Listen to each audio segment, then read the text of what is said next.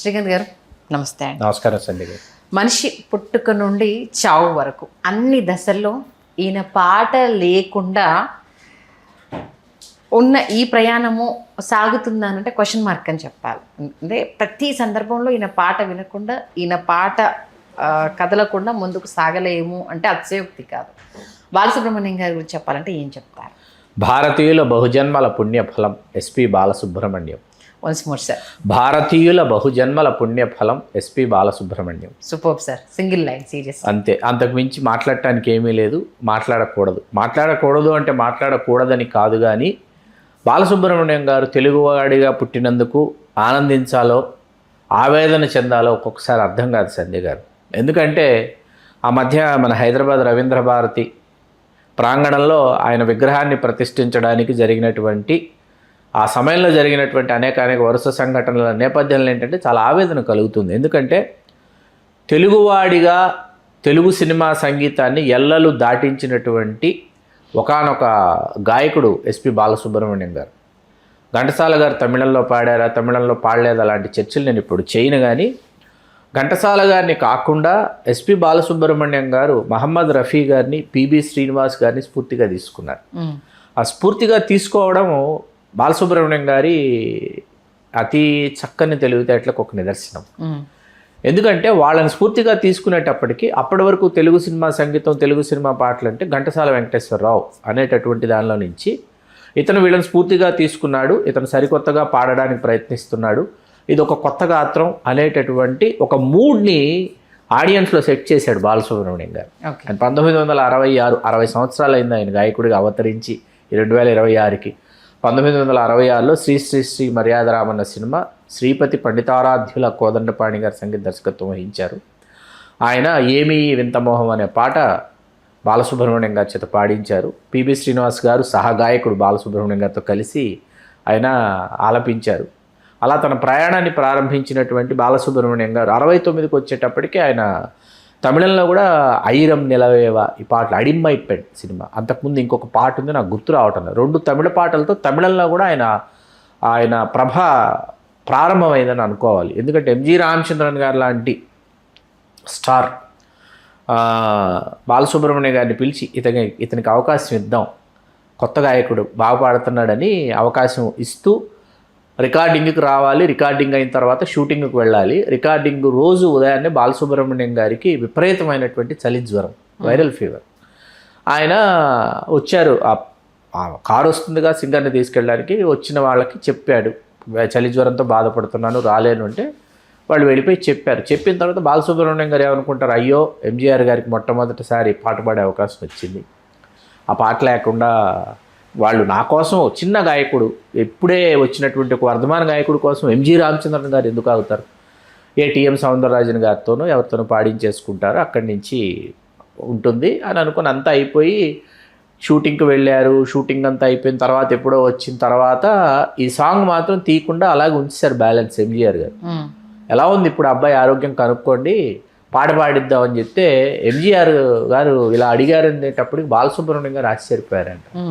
అదేంటి నా కోసం ఆగారా 3 నెలలు అంటే వెళ్ళి ఎంజీఆర్ గారిని కలిస్తే ఎంజీఆర్ గారు అన్నారంట, నువ్వు ఎంజీఆర్కి పాడుతున్నావని ఎంతమందికి చెప్పుకుని ఉంటావు, ఫ్యామిలీ మెంబర్స్కి చెప్పుకుని ఉంటావు, ఫ్రెండ్స్కి చెప్పుకుని ఉంటావు కదా, అలాంటిది నా సినిమాలో నాకు పాడే అవకాశం కోల్పోతే నీకు ఎంత అవమానం, ఎదిగే వయసులో ఎదిగే క్రమంలో అది పద్ధతి కాదు, అందుకే నేనే ఆగి నువ్వు బాగున్నావు అంతా బాగున్నావు అని తెలిసిన తర్వాత ఇప్పుడు వచ్చి పాడించుకుని ఆ పాట తీశాడు ఎంజీఆర్ గారు.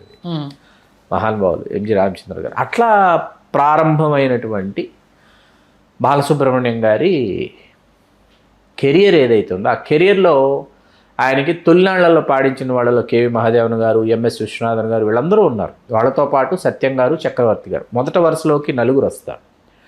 4 కంటే అత్యున్నతమైనటువంటి మరొక స్థాయి కల్పించినటువంటి సంగీత దర్శకులు ఇళయరాజా గారు.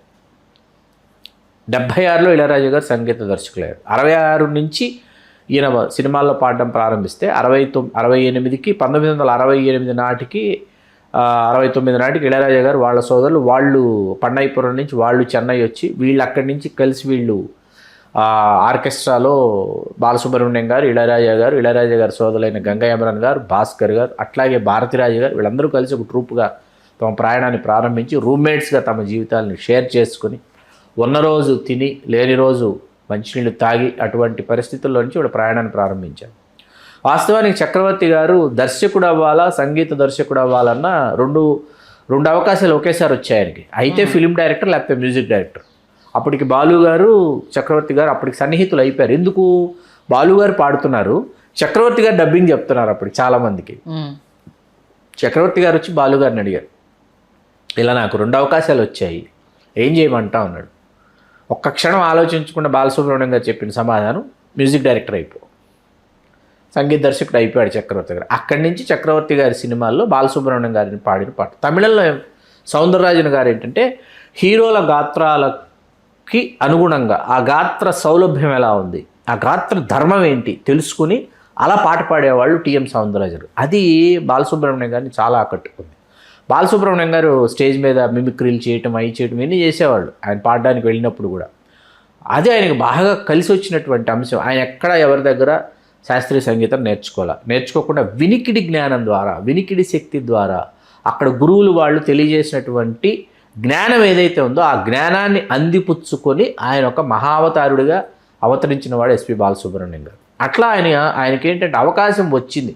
తొలినాళ్లలో మీకు అసలు ఒక దశలో మీకేంటి రామకృష్ణ గారు బాలసుబ్రహ్మణ్యం గారికి అసలు ఎడతెగని పోటీ అనమాట. అసలు రామకృష్ణ గారు ఎలాంటి సినిమాల్లో పాడుతున్నారు, భక్త తుకారంలో పాడుతున్నారు, భక్త కన్నప్పలో పాడుతున్నారు. ఆయన ఏంటంటే రామకృష్ణ గారు చేసిన ఒక తప్పిదం ఏంటంటే ఆయన గాత్రధర్మము ఘంటసాల గారి గాత్రానికి దగ్గరగా ఉంటుంది. దాంతో రామకృష్ణ గారు ఏంటంటే అలాగే పాడడం మొదలుపెట్టారు, ఘంటసాల గారు లాగే పాడడం మొదలుపెట్టారు. అది బాలసుబ్రహ్మణ్యం గారికి అర్థమయ్యి బాలసుబ్రహ్మణ్యం గారు ఏంటంటే ఒక కొత్త గొంతుక వినిపించాలి అనేటటువంటి ధోరణిలో రామారావు గారి సినిమాలో పాటలు మనం వింటుంటే రామారావు గారే పాడుతున్నారేమో, బాలసుబ్రహ్మణ్యం గారు పాడుతున్నారు, రామారావు గారు పాడుతున్నారేమో, నాగేశ్వరరావు గారి సినిమాలకి నాగేశ్వరరావు గారు పాడుతున్నారేమో అనిపించేటటువంటి విధంగా వాళ్లకు మాత్రమే కాదు, రామారావు గారు, కృష్ణ గారు, శోభన్ బాబు గారు, నాగేశ్వరరావు గారు, హీరోలతో పాటు హీరోలు పక్కన పెడదామండి. హీరోలు ఓకే, హీరోలకు ఆయన ఎలాగైనా పాడేస్తారు. హీరోలు కాదండి, అల్లు రామలింగయ్య గారికి పాడతారు, మాడా గారికి పాడతారు, ఎవరికి పాడరు ఆయన. ఇది ముత్యాలు మరి బాలసుబ్రహ్మణ్యం గారి పాడింది. అసలు ఎలా పాడతారు బాలసుబ్రహ్మణ్యం గారు? అసలు మామూలు విషయం కాదు కదా. ఏ పాత్రధారికైనా ఆయన పాడేటటువంటి, ఇప్పుడు అంతెందుకండి ఇంద్రుడి చంద్రులో వెచ్చని ఫుడ్ నచ్చని ఉంది కదా, సిద్ధమురా ఫ్రెండ్, పాడాలి కదా. మీకు నచ్చిన ఫుడ్, వెచ్చని బెడ్, ఆ పాడడం అనేది అది ఫస్ట్ ఆడియో వచ్చేసి ఆడియోలో వింటున్నప్పుడు ఏంటి మేమందరం ఏమనుకుంటున్నాం అంటే చూడకుండా ఎక్కువ ఆడియో క్యాసెట్ ఇళయరాజా గారి పాటలన్నీ ఎక్కువలో వచ్చేవన్నమాట. వింటూ కమలాసన్ గారు పాడారేమో, కమలాసన్ గారు అలాంటి ప్రయోగాలు చేస్తున్నారు. ఒక రాధా ఇద్దరు కృష్ణలో పాట పాడాడు అప్పటికి ఇళయరాజా గారు సంగీతం, రాధా నీకెందుకు ఇంత బాధ అని చెప్పేసి పాడాడు కదా. అలా పాడడం ఇది కూడా చూస్తే ఎస్పి బాలసుబ్రహ్మణ్యం అని ఉంది. That is Balasubrahmanyam. సంగీతం రాకుండా, సంగీతం నేర్చుకోకుండా శంకరాభరణం మొదట మంగళంపల్లి బాలమురళీకృష్ణ గారి దగ్గరికి వెళ్ళి పాడిద్దామని అనుకున్నారు. కానీ మనం వెళ్ళి బాలమురళీకృష్ణ గారికి, ఎందుకంటే బాలమురళీకృష్ణ గారు అప్పటికే కర్ణాటక సంగీతం శిఖరం మీద ఉన్నారు.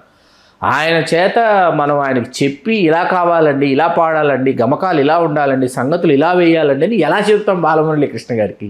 చెప్పలేం కదా ఒక సంగీత విద్వాంసుడి దగ్గరికి. ఇప్పుడు ఇలా అనండి, ఇప్పుడు ఇలా పాడండి, ఇప్పుడు టేక్ తీస్తున్నాం అని అనలేరు. అంటే పొహళేంది గారు, మహాదేవన్ గారి సహాయకులు ఎవరైతే ఉన్నారో, మహాదేవన్ గారు అప్పు అని ప్రేమగా పిలిచారు. పొహళేంది గారు బాలు గొంతులో ఒక జీవం ఉంటుంది, బాలు గొంతులో ఒక ధ్వని ఉంటుంది, బాలు గొంతులో ఒక ఆర్తి ఉంటుంది. అది ఈ శంకర శాస్త్రి పాత్ర ఆలపిస్తున్నప్పుడు కావాలని చెప్పి ఆయన ఈ గమకాలు ఏవైతే ఉన్నాయో, ఈ సంగతులు ఏవైతే ఉన్నాయో, ఇవి క్యాసెట్స్ రికార్డ్ చేసి బాలసుబ్రహ్మణ్యం గారికి వినిపించి పాడించారు, ప్రాక్టీస్ చేయించి పాడించారు. ఆ ప్రాక్టీస్ చేయడం అనేటటువంటి కళలో బాలసుబ్రహ్మణ్యం గారు నిష్ణాతులు. అట్లాగే ఆయన చాలా తొందరగా ఆకలింపు చేసుకుంటారండి ఏ అంశాన్నైనా, చాలా తొందరగా, ఎంత తొందరగా అంటే అంత వేగంతో ఆకలింపు చేసుకొని పాడేటటువంటి ఒకానొక గాయకుడు. ఆయన అమెరికా వెళ్ళినప్పుడు ఈ శంకరాభరణం మ్యూజికల్ నైట్స్ అని, ఆ తర్వాత మ్యూజికల్ నైట్స్కి వెళ్ళినప్పుడు ట్రాక్స్ మీకు కుప్పలు తెప్పలుగా పడుండేటువంటి. చెన్నైలో రికార్డింగ్ థియేటర్స్లో మ్యూజిక్ డైరెక్టర్స్ దగ్గర కుప్పలు తెప్పలు ట్రాక్స్ ఉంటే ఆయన వచ్చి అలవోకగా వింటూ నేర్చుకుంటూ ఆ రికార్డింగ్ థియేటర్లో నుంచి ఈ రికార్డింగ్ థియేటర్లోకి, ఈ రికార్డింగ్ థియేటర్లో నుంచి ఆ రికార్డింగ్ థియేటర్లోకి వెళుతూ రోజుకు 17 పాటలు పాడినటువంటి ఏకైక గాయకుడు ప్రపంచ సినిమా చరిత్రలో. ఒకరోజు 17 పాటలు పాడినటువంటి రికార్డు అప్పటికి ఇప్పటికి ఎప్పటికీ ఎస్పి బాలసుబ్రహ్మణ్యం గారి పేరు మీదే ఉంది. ఎందుకంటే ఇవాళ హైదరాబాద్లో ఉంటే రేపు చెన్నైలో ఉంటారు, చెన్నైలో ఉంటే కేరళలో ఉంటారు, కేరళలో అది ఇప్పుడండి. తర్వాత మీరు పాడుతా తీయగా ముందు నుంచి మాట్లాడుతున్నారు. ఒకప్పుడు మీకు భారతీయ భాషలకు మరీ ముఖ్యంగా దక్షిణ భారతదేశానికి సంబంధించి దక్షిణాది సినిమాల యొక్క కూడలి మద్రాసే మీకు. అది వీళ్ళకి కలిసి వచ్చినటువంటి వరం అనమాట. ఎందుకంటే number of films, number of songs, number of languages అవి చేయడానికి ఏంటంటే వీళ్ళు అక్కడే ఉండి నేర్చుకున్నారు, అక్కడే ఉండి తెలుసుకున్నారు. అంటే ఒకటి విన్నది ఏంటంటే ఆయనకు అధికారికంగా మన శాస్త్రీయ సంగీతంలో పూర్తిగా శిక్షణ లేకపోయినప్పుడు అదే చెప్తున్నాను నేను. కేవలం సాధన వినడము, అవతల వాళ్ళు ఎలా పాడుతున్నారన్న ఆ పట్టును పట్టుకుని ఆయన అంతలా పాడటము అనేది అది విన్నప్పుడు చాలా ఆశ్చర్యం అనిపించింది. మీకు తొలినాళ్లలో పాడిన పాటలండి. ఇప్పుడు శంకరాభరణానికి ముందు, శంకరాభరణానికి తర్వాత మనం ఒకసారి దీనిని విభజించుకుంటే మీకు తొలినాళ్లలో పాడిన పాటల్లో మేడంటే మేడా కాదు, సుఖదుఖాల్లో పాడినటువంటి పాట. అలాగే స్నేహమేరా జీవితం, నిప్పులాంటి మంచి సినిమాలో అక్కడ హిందీలో మన్నాడే గారు పాడారు దాన్ని ఆయన కంటే గొప్పగా తెలుగులో స్నేహమేరా జీవితం ఆలపించి. అలాగే ఏకవీరులో ప్రతి రాత్రి వసంత రాత్రి, ఇవన్నీ ఏంటంటే ఆయనలోని ప్రతిభకు నిదర్శనాలు. మీకు జీకే వెంకటేష్ గారని సంగీత దర్శకులు. జీకే వెంకటేష్ గారి దగ్గర ఇళయరాజా గారు గిటారిస్ట్గా పనిచేశారు. జీకే వెంకటేష్ గారు అమెరికా అమ్మాయి సినిమా కోసం జి ఆనంద్ గారి చేత ఒక వేణువు వినిపించిన అనురాగ మాలిక చేసిన తర్వాత ఏంటంటే అంత గొప్ప పాట నేను పాడాలి, అంత గొప్ప పాట నా జీవితంలో నేను పాడగలనా అని బాలసుబ్రహ్మణ్యం గారు భావిస్తున్న సందర్భంలో సత్యం గారు ఆయన కోసం ఏ దివిలో విరిసిన పారిజాతమో చేశారు. అద్భుతమైన పాట. కనివయస్సు సినిమాలో ఏ దివిలో విరిసిన పారిజాతమో చేసి బాలసుబ్రహ్మణ్యం గారు పాడి ఆయన ఆర్తిని చల్లార్చుకుని. ఎందుకంటే ఏంటంటే ఆ జీల్ అనేది చాలా ఇంపార్టెంట్. ఖచ్చితంగా అదేంటంటే sportive spirit and also competitive spirit, ఏంటంటే హెల్తీ స్పిరిట్. వాళ్ళు పాడారు, వాళ్ళకంటే గొప్పగా నేను పాడి నన్ను నేను నిరూపించుకోవాలి అనేటటువంటి ఒక ఆలోచన.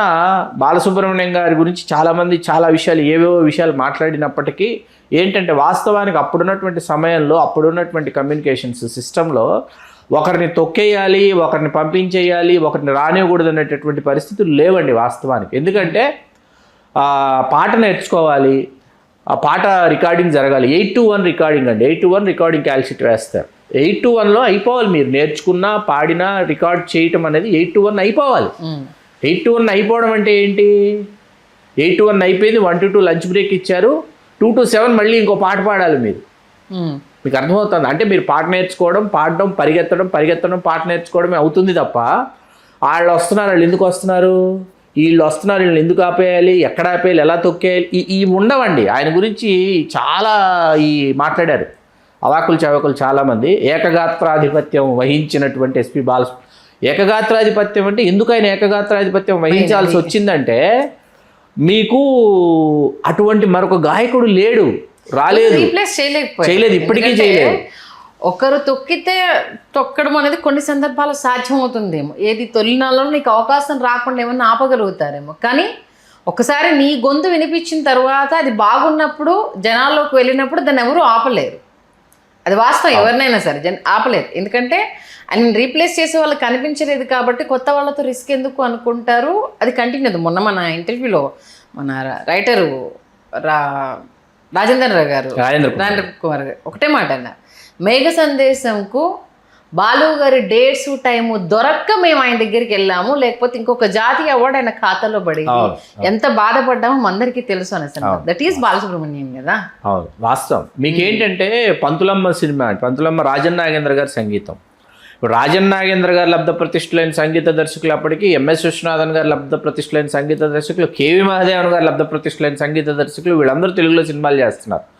వాళ్ళందరూ ఇప్పుడు కేవి మహాదేవన్ గారు ఘంటసాల గారితో కలిసి చేశారండి సినిమాలు. ఎంఎస్ విశ్వనాథన్ గారు అక్కడ సౌందరరాజన్ గారు వగైరా వాళ్ళతో వాళ్ళు చేశారు. రాజన్ నాగేంద్ర గారు కన్నడంలో వాళ్ళు చేశారు. యేసుదాస్ గారు పాడారు రాజన్ నాగేంద్ర గారికి, మన కన్నడ కంఠీరావు రాజ్ కుమార్ గారికి పాడారు. వీళ్ళందరూ ఉన్నారు.